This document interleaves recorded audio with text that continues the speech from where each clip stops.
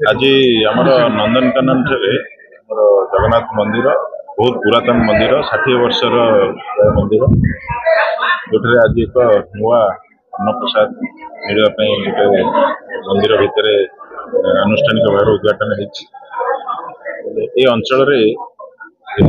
अभड़ा अन्नप्रसाद मिलवा पूरा प्योर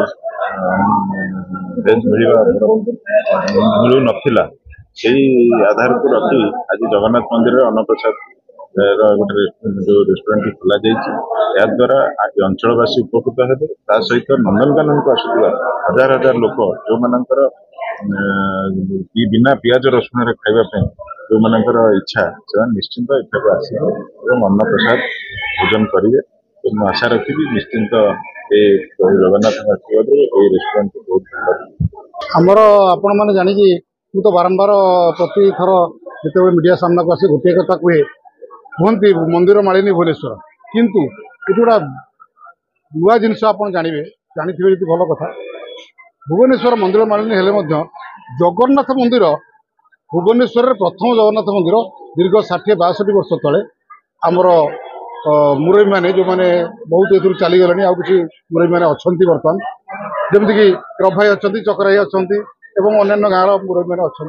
से मिलमिशी से समय करते किंतु आमे जेहेतु भुवनेश्वर गोटा माने प्रांत आम बजाय रखीचु निज उद्यम बहुत दुख कष्ट सही एवं देखुं आपण सामने जगन्नाथ मंदिर जो छोटियाटे था और रेनोवेशन कर विराट मंदिर पाखापाखि 4 कोटी टंकार बजेट रेनोवेशन होमर बहुत भल चली टूरिस्ट जगह नंदनकानन बहुत लोग आसती आम हिंदू राष्ट्र भारत ये समस्ते प्राय खोजती भेज कौटी मिल जो जो होटेल आप देखते अच्छी लोक मैंने बाध्य खाती पचारि खाती तथापि से ठीक रे भेज मिले ना जो मैंने खाती भी अशांति खाती बाध्य खाती तो जगन्नाथ दया है ये अन्न महोत्सव सेवा आमर जेहेतु आमर जड़े जी RCM कॉलेज रे करथिले आमर सेठी जो जगन्नाथ मंदिर अच्छी पहाड़ जगन्नाथ मंदिर जी अच्छा से बंधु आमको आसी प्रपोजाल देले आम आम कमिटी खुशी माने ग्रहण कला आम अन्न महोत्सव सेवा आज आरंभ करने जाऊँ आपण सामने माननीय विधायक आसते नूतन विधायक सुशांत राउत सी कर कमल आरंभ है आगक आम अंचलवासी विवाह हो व्रत हो एकादशा हो जन्मदिन हो सबू कार्य अन्न प्रसाद सेवा आम अंचलवासी पाइपर। पवन पात्र ग्राम सभापति रघुनाथपुर आज अंचल आम प्रत्येक जगन्नाथ मंदिर ये जो अन्न प्रसाद व्यवस्था करागला बहुत उत्तम व्यवस्था ये टूरिस्ट जेहेतु टूरिस्ट जगहटा ये बहुत बाहर पर्यटक आसुँच एवं ग्रामांचल लोक भी ये सब प्रकार सुविधा अर्डर करेंगे आमर एति गोटे अन्न प्रसाद व्यवस्था हेले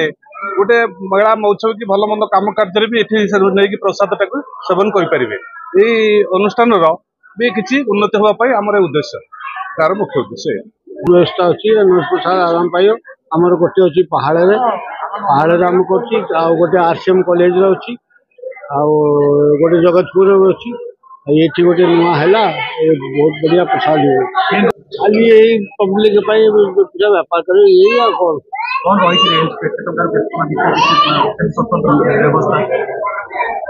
मिल से 80 टका प्लेट मिल अच्छे फुल पेट पूरा जिते खाई पारे 5टा आइटम अच्छे अन्न डालमा बेसर शाग मुग खटा अलग एक्सट्रा अलग स्पेशल आइटम अलग सब मिले खीरी देले 30 टका।